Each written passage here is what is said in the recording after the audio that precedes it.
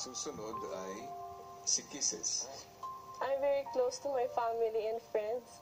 Pero napili kong i-cheer yung friend na to kasi gusto ko siya itaas yung spirit niya kasi parang kailangan niya ngayon. At saka, ever since talaga nagkakilala kami, feel ko na parang ayaw ko na siya mawala sa buhay ko. Huwag ka nang umalis kasi mahal na mahal ko siya, as in. Siya si Ate Maymay.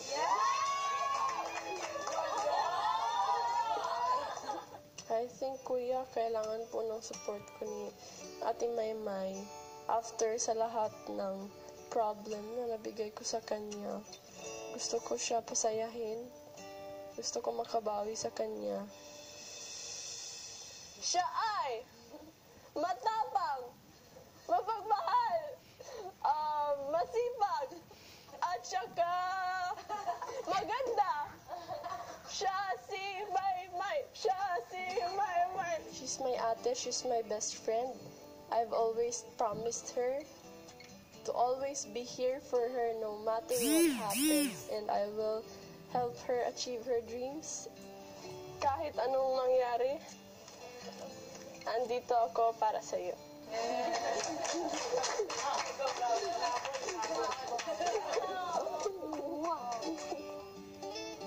Umulan bumagyo, andito ako para sa kanya. Ano ba, hindi mo ginaling? Ikaw susunod, Maymay. May share lang ako. Kasi noon, may best friend ako. High school best friend. Nagnako kami. Nagka-problema, pumunta ako sa Cagayan. College ako, siya 4th year high school.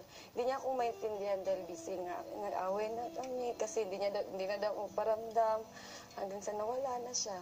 Doon ko natutunan na kailangan kong makipagkaibigan sa lahat, hindi lang isa. Tapos, dumating siya.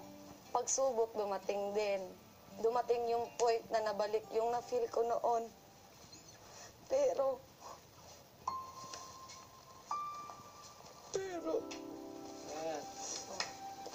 hindi ko siya sinukuan kasi alam kong kapag hindi ako susuko, may magandang mangyayari sa kanya. Naniniwala ako sa kakayahan niya. At kailangan niya ako sa ate. Itong cheer na to, deserve na deserve niya to dahil gusto kong sabihin sa kanya na kahit anong mangyari, kaya niya rin maging matatag at palaban. At siya si Eske! Gusto ko hindi na siya ma-down sa sarili niya. Gusto ko nalabanan niya yun at tatagan yung loob niya. K! Kaayang-aya! I! Intelligent! S! Sexy! S! Sweet!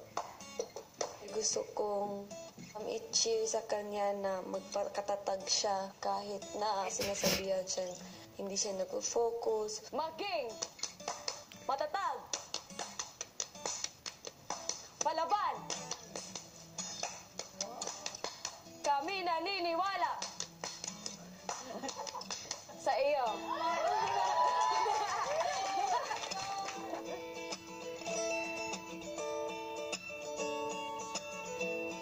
Gusto kong patunayan niya at ipakita sa lahat na kaya niya. Ate May, ba't mo ginaling yan? Ang susunod naman ay Itong cheer na to, dinededicate ko sa kanya kasi buong buhay ko,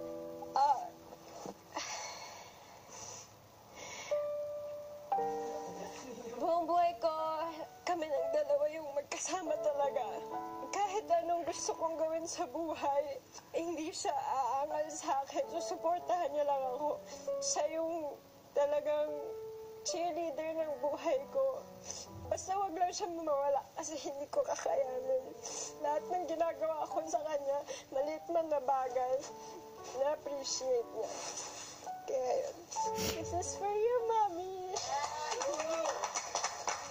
We're your #1 fan. ko po, yung number 1 cheerer ko po, number 1 cheerleader ko po. Boys will come and go, but you are here to stay. Friends will talk behind your back, but you have nothing bad to say. Hey, Mama! Hey, Mama! I love you! Team Captain! Yan lang. Siya yung critic ko po, tsaka siya din po yung laging nag-cheer sa akin. Nabibigyan po ako ng mas motivation po sa lahat ng ginagawa ko pag cheer po niya ako. Ang taong pinag-aalayan ni McCoy ng kanyang cheer. Sabi nga niya, boys will come and go. Ako, I will always come and I will never go. Abangan sa pagbabalik ng Pinoy Big Brother Lucky Season 7.